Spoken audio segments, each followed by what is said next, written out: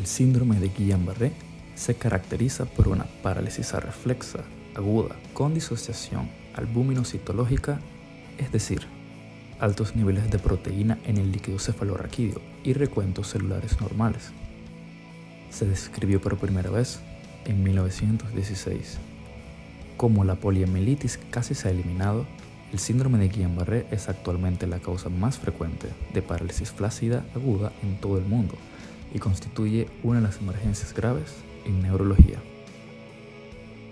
Varios estudios de la inmunopatogénesis del síndrome de Guillain-Barré sugieren que la enfermedad abarca en realidad un grupo de trastornos del nervio periférico, cada uno de ellos distinguidos por la distribución de debilidad de los miembros o músculos inervados en nervios craneales y fisiopatología subyacente. Diagnóstico. El diagnóstico diferencial es amplio y la evaluación neurológica detallada localiza la enfermedad en los nervios periféricos en lugar de en el tronco cerebral, la médula espinal, la cauda equina, la unión neuromuscular o los músculos. La presencia de parestesia distal aumenta la probabilidad de que el diagnóstico correcto sea el síndrome de Guillain-Barré. Si no existe la afectación sensorial, deben considerarse otros trastornos como la poliomielitis, miastenia gravis, alteración electrolítica, botulismo o miopatía aguda. Los estudios de conducción nerviosa ayudan a confirmar la presencia, el patrón y la gravedad de la neuropatía. Estos estudios son esenciales para la investigación, dados los criterios específicos para categorizar el diagnóstico, pero los estudios de conducción nerviosa no son obligatorios para los criterios de Brighton recientemente propuestos para el diagnóstico, que fueron desarrollados para su uso en entornos con pocos recursos. Historia natural y modelos prognósticos. En la mayoría de los pacientes, el síndrome de Guillain-Barré continúa progresando hasta 1 a 3 semanas después del inicio de los síntomas. 2/3 de los pacientes son incapaces de caminar independientemente cuando se alcanza la debilidad máxima. La insuficiencia respiratoria se produce en el 25% de los pacientes y en el 60% de los pacientes intubados se presentan complicaciones importantes como neumonía, sepsis, embolia pulmonar y sangrado gastrointestinal. Patogénesis. Estudios post-mortem y correlación clínico-patológica. Los hallazgos patológicos clásicos en la polineuropatía desmielinizante inflamatoria aguda son infiltrados inflamatorios, que consiste principalmente en células T y macrófagos, y áreas de desmielinización segmentaria, a menudo asociadas con signos de degeneración axonal secundaria, que pueden detectarse en las raíces espinales, nervios motores y sensoriales grandes y pequeños. Enfermedades infecciosas asociadas.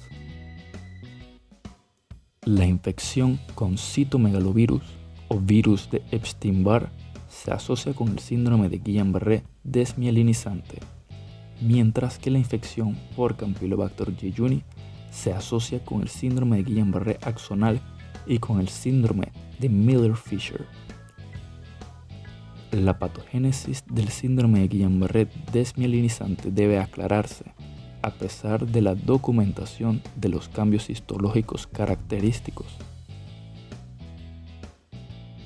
En contraste, nuestra comprensión de la patogénesis subyacente del síndrome de Guillain-Barré axonal y el síndrome de Miller-Fisher ha sido en parte dilucidada. Tratamiento y cuidado general. Incluso en los países desarrollados, el 5% de los pacientes con síndrome de Guillain-Barré mueren por complicaciones médicas como sepsis, embolia pulmonar o paro cardíaco inexplicable, quizás relacionados con disautonomía. Por lo tanto, la administración requiere medidas para la detección temprana de tales complicaciones. Idealmente, todos los pacientes deben permanecer bajo observación hospitalaria hasta que se haya establecido que no hay evidencia de progresión clínica. Inmunoterapia. El intercambio de plasma fue el primer tratamiento que resultó eficaz para acelerar la recuperación en pacientes con el síndrome de Guillain-Barré y parecía ser más eficaz cuando se inició en las primeras 2 semanas después de la aparición de la enfermedad en pacientes que no podían caminar. No siempre se requiere un examen electrofisiológico para iniciar la inmunoterapia. El intercambio de plasma de forma no específica elimina anticuerpos y complementa y parece estar asociado con un daño nervioso reducido y una mejoría clínica más rápida, en comparación con la terapia de soporte sola. El régimen empírico habitual es de 5 intercambios durante un periodo de 2 semanas, con un intercambio total de 5 volúmenes de plasma. Un ensayo clínico mostró que los pacientes que podían caminar con o sin ayuda, pero que no podían funcionar, se beneficiaron de 2 intercambios de 1,5 volúmenes de plasma, pero los pacientes más gravemente afectados requirieron al menos 4 intercambios. La farmacocinética de la inmunoglobulina varía entre los pacientes, y algunos pacientes tienen un aumento más pequeño de la inmunoglobulina G sérica después de la administración de inmunoglobulina. Estos pacientes son más propensos a tener un resultado más pobre, con menos capaz de caminar sin ayuda a los 6 meses.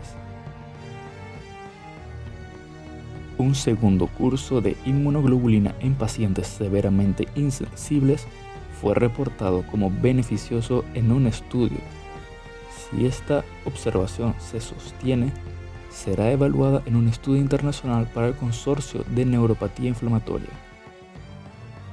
No hubo ensayos aleatorios de tratamiento para pacientes con el síndrome de Miller-Fisher.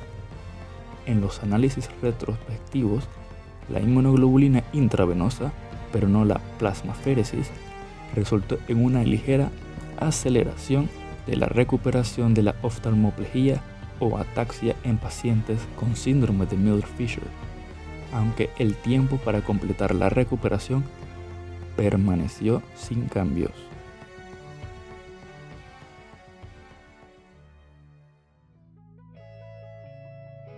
Como conclusión, el síndrome de Guillain-Barré es una neuropatía aguda inmunomediada que todavía tiene un pronóstico grave.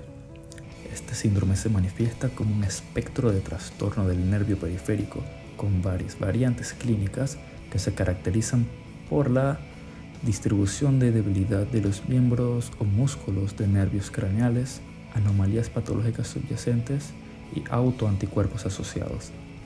La infección previa más frecuente es la infección por Campylobacter jejuni, que está asociada con el 30% de los casos del síndrome de Guillain-Barré y el 20% de los casos del síndrome de Miller-Fisher. El mimetismo molecular entre los componentes bacteriano y nervioso periférico parece provocar autoanticuerpos e inducir el desarrollo del subtipo axonal del síndrome de Guillain-Barré o el síndrome de Miller-Fisher después de enteritis con C. jejuni o Campylobacter jejuni. El eculizumab, la eritropoyetina y fasudil se han utilizado en el tratamiento de otras condiciones médicas no relacionadas.